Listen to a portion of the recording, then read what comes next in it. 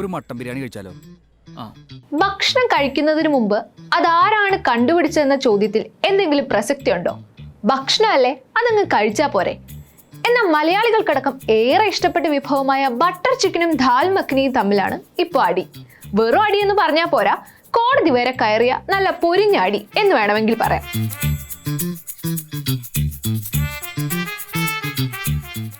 Butter ചിക്കനും ദാൽ മഖനിയും ആരാണ് ആദ്യം കണ്ടുപിടിച്ചതെന്ന തർക്കമാണ് ഇപ്പോൾ ഡൽഹി ഹൈക്കോടതിയിൽ വരെ എത്തി നിൽക്കുന്നത്.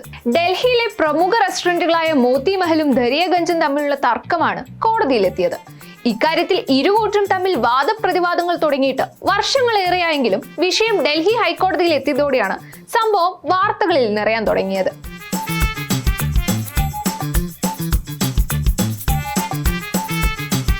ഭക്ഷണം അത് കഴിക്കാനുള്ളതല്ലേ, അതിപ്പോ ആര് കണ്ടുപിടിച്ചാൽ എന്താ? മലയാളികൾക്ക് എന്തായാലും ഒരുപക്ഷെ ഇതേ അഭിപ്രായമായിരിക്കും. ഇക്കാര്യത്തിൽ ഇരുകൂട്ടരും തമ്മിൽ വാദപ്രതിവാദങ്ങൾ തുടങ്ങിയിട്ട് വർഷങ്ങൾ കുറേയായി.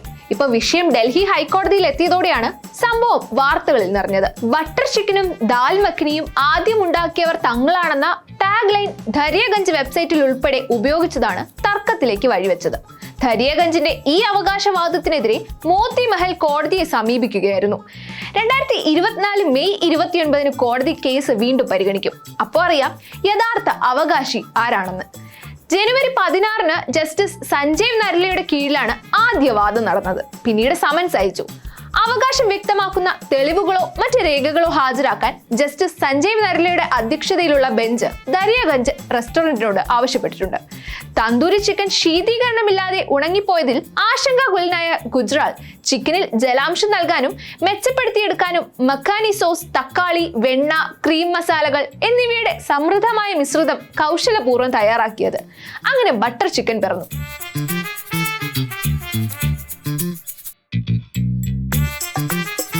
മോത്തി മഹലിന്റെ വാദം ഇങ്ങനെയായിരുന്നു. അതുപോലെ ഈ സോസ് കുറച്ച് കറുത്ത രീതിയിൽ പ്രയോഗിക്കുന്നത് ദാൽ മഖനിയുടെയും സൃഷ്ടിയിലേക്ക് നയിച്ചു. ഇതാണ് മറ്റൊരു വാദം. മറുവശത്ത് ദരിയഗഞ്ച് റെസ്റ്റോറന്റിനെ പ്രതിനിധീകരിക്കുന്ന മുതിർന്ന അഭിഭാഷകൻ അമിത് സിബ്ലയും സംഘവും ഈ അവകാശങ്ങളെ നിരാകരിക്കുകയും കേസ് അടിസ്ഥാനരഹിതമെന്ന് ലേബൽ ചെയ്യുകയും ചെയ്തു. യഥാർത്ഥ മോത്തി മഹൽ റെസ്റ്റോറന്റിന്റെ രണ്ടു പാർട്ടികളുടെയും മുൻഗാമികളായ മോത്തി മഹലിലെ ഗുജ്റാളും ദരിയഗഞ്ചിലെ ജഗ്ഗിയും തമ്മിലുള്ള സംയുക്ത സംരംഭമാണ് എന്നും പറയപ്പെടുന്നുണ്ട്. മോത്തി മഹലിന്റെ ആരോപണങ്ങളോട് ദരിയഗഞ്ച് ഇതുവരെയും പ്രതികരിച്ചിട്ടുമില്ല. അതേസമയം മോത്തി മഹലുകാരുടെ വാദങ്ങൾ അസംബന്ധമാണെന്ന് കോടതിയിൽ ബോധിപ്പിക്കുകയും ചെയ്തു. ആദ്യത്തെ മോത്തി മഹൽ റെസ്റ്റോറന്റ് ഇരു കക്ഷികളുടെയും പൂർവികർ ചേർന്ന് പെഷ്വാറിൽ സ്ഥാപിച്ചതാണെന്നും ദരിയഗഞ്ചിന്റെ അഭിഭാഷകൻ കോടതിയെ അറിയിച്ചു. ആഗോളതലത്തിൽ തന്നെ ജനപ്രീതി ആർജിച്ച ഇന്ത്യൻ വിഭവമാണ് ബട്ടർ ചിക്കൻ. അതാണിപ്പോ ശരിക്കും പെട്ടിരിക്കുന്നത് എന്ന് തന്നെ പറയാം. എന്തായാലും മെയ് 29 അറിയാം ആരാണ് സത്യത്തിൽ ബട്ടർ ചിക്കനും ദാൽ മഖനിയുടെയും യഥാർത്ഥ അവകാശികളെന്ന്.